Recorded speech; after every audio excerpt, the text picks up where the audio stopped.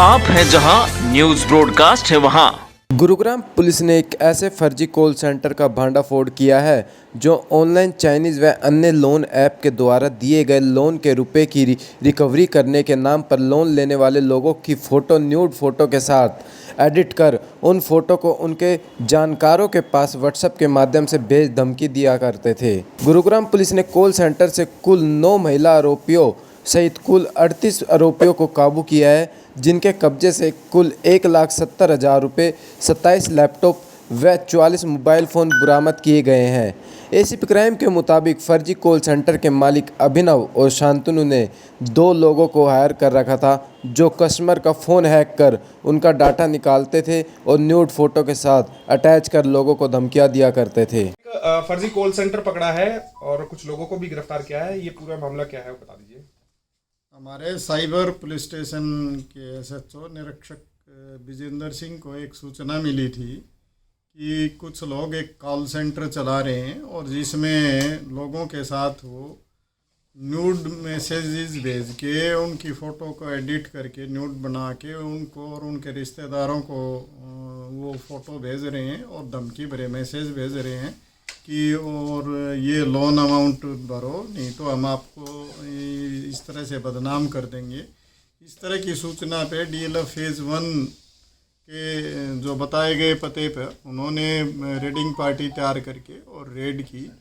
वहाँ पे निरीक्षक विजेंद्र सिंह के नेतृत्व में रेड की गई और वहाँ जो साइबर पुलिस स्टेशन के सुपरवाइजरी ऑफिसर थे डीएसपी एसीपी इंदिवर जी, वो भी पहुंच गए। तो उसके बाद वहाँ लगभग 9 महिलाएं और समेत 38 टोटल लोग वहाँ पे हाजिर मिले, जिनको उनकी जगह पे खड़ा करके और उनकी सारी वो सर्च की गई और उनके कब्जे से 1,70,000 रुपये बरामद किए गए, 27 लैपटॉप और 44 मोबाइल फ़ोन बरामद किए गए।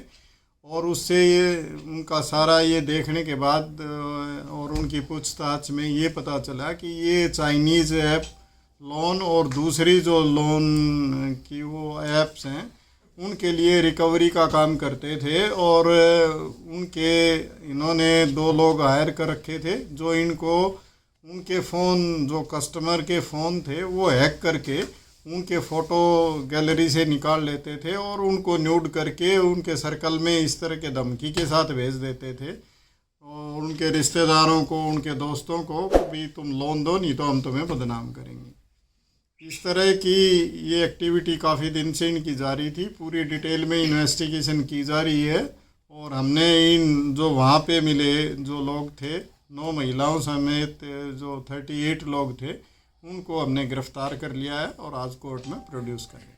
सर क्या ये फर्जी तरीके से ठगी के माध्यम से पैसे वसूलते थे या लोगों ने लोन लिए हुए थे उसी को केवल ये रिकवर करने के लिए इस तरह के हथकंडे अपना रहे थे? ये बिल्कुल वैसे तो लोन की जो ऐप थी उनके उसकी रिकवरी के लिए भी हथकंडे अपना रहे थे, लेकिन उनकी डेट आने से पहले ही ये जिसको लोन के जिस पर्टिकुलर डेट पे उसको जमा कराना है उससे पहले ही ये काम शुरू कर देते थे। और कई ऐसे लोग भी हैं जिनके लोन उन्होंने भर दिए उसके बाद भी ये काम करते जा रहे थे। तो ये लगातार फर्जी तरीके से इस तरह का काम कर रहे थे। एक क्वेश्चन अब तैयार हुआ था जिसमें कि एक एमबीए ग्रेजुएट से 17 लाख रुपए वसूल कर लिए गए थे उसके न्यूड फोटोज भेज के रिलेटिव्स को ब्लैकमेल करके। ये उसी केस के इन्वेस्टिगेशन में इसका पूरा ये निकला है?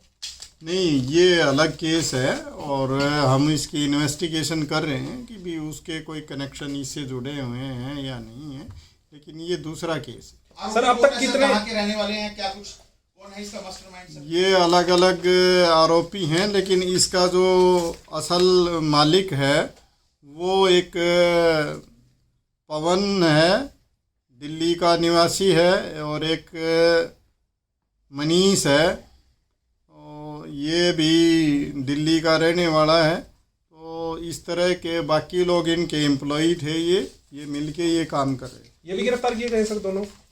हाँ, इनकी भी गिरफ्तारी की गई है। ये कितने साल से कितने समय से ये कॉल सेंटर चला रहे थे और ये सैलरी किस तरह से सैलरी वगैरह थी? मैंने बताया आपको, इसके संबंध में डिटेल से इन्वेस्टिगेशन की जा रही है और उसके बाद ही ये सारी जानकारी सर आपने जुटाई बताया गई। कि महिलाएं भी गिरफ्तार हुई, कितनी महिलाएं, और क्या इनको पता था कि किस तरह का गोरखधंधा यहाँ पे अंजाम दिया जा रहा है? इसमें 9 महिलाएं हमने गिरफ्तार की हैं और उनको इसीलिए गिरफ्तार किया गया है कि उनकी सारी जानकारी में चीज़ें थी और ये चीज़ वैसे भी संभव नहीं है कि कोई भी महिला जो बैठ के काम कर रही है किसी का फ़ोटो को एडिट करके उसको न्यूड बना के किसी को भेज के अगर धमकी भरा मैसेज भेज रहे हैं तो ये कहा नहीं जा सकता ना कि उसकी नॉलेज में नहीं। ये बिल्कुल सब कुछ जानबूझ के किया जा रहा था, सबकी नॉलेज में था, इसीलिए हमने सबको गिरफ्तार किया। सर डिजाइनर्स भी हैं होंगे इनमें, जाहिर सी बात है। हाँ बिल्कुल। और सर कितने लोगों की शिकायतें पहुंची आपके पास, और इनसे पूछताछ में पता चला होगा अब तक कितने लोगों को ऐसे ये ब्लैकमेल कर चुके हैं उनको न्यूड फोटोज भेजकर? इसकी पूरी डिटेल्स इकट्ठी की जा रही हैं, उसके बाद इस संबंध में जानकारी दी जाएगी। ये कितने थे और चाइनीज ऐप के जो इंडिया के एजेंट्स हैं या फिर ये फिर चाइना से कोऑर्डिनेट कर रहा था डायरेक्टली, ये क्या? नहीं, ये ऐप्स के लिए बहुत सारी ऐप्स के लिए काम कर रहे थे और उसके अलावा भी कर रहे थे, जैसे TX, PF, Kataria loan, speed loan, super wallet, इस तरह की one loan, rupee bus, handy loan, cash pay, loan home, cash bean loan, small loan, easy credit, more cash, high rupees, इस तरह की बहुत सारी वो हैं उनके लिए काम कर रहे थे और भी जानकारियां इनसे अभी जुटाई जा रही हैं और उसके बाद आपको इसके बारे में डिटेल से बताया जाए। सर लॉकडाउन के बाद बहुत से लोगों को आर्थिक तंगी का मार झेलनी पड़ी, तो ऐसे लोगों के लिए कहीं ना कहीं इस तरह की जो छोटी एप्लीकेशन थी, छोटा लोन देने के लिए वो लोग आगे आए, तो लोग ऐसे गलत लोगों के फंदे में फंस गए। तो आप ऐसे लोगों से क्या अपील करना चाहेंगे कि वो ऐसे एप्लीकेशन से किस तरह बचें, कैसे अपना बचाव करें, और अगर किसी को ज़रूरत होती है लोन की तो वो किस तरह से कहाँ पे अप्रोच करें? क्या कुछ संदेश देना चाहेंगे जनता को? देखिए, पुलिस ये डिसाइड नहीं कर सकती कि आप किससे लोन लेंगे, लेकिन कोई भी आदमी अगर लोन दे के आपको ब्लैकमेल करता है या कोई भी इस तरह की जो न्यूड फोटो भेज के उसको एक्सटॉर्शन करता है तो वो पुलिस को बताएं और उससे बचें, और अगर हमें शिकायत मिलेगी तो उसके खिलाफ कार्रवाई की जाएगी। इनके बैंक अकाउंट डिटेल्स वगैरह भी कुछ मिल पाए हैं?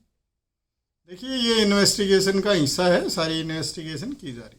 फिलहाल गुरुग्राम पुलिस ने एक और सराहनीय काम करते हुए फर्जी कॉल सेंटर का भांडाफोड़ कर बहुत से क्राइम पर रोक लगा दिया है और आम जनता को भी विश्वास दिलाया कि क्रिमिनल कितना भी तेज चल ले परंतु पुलिस की पकड़ में एक न एक दिन आ ही जाता है। Bureau report, news broadcast.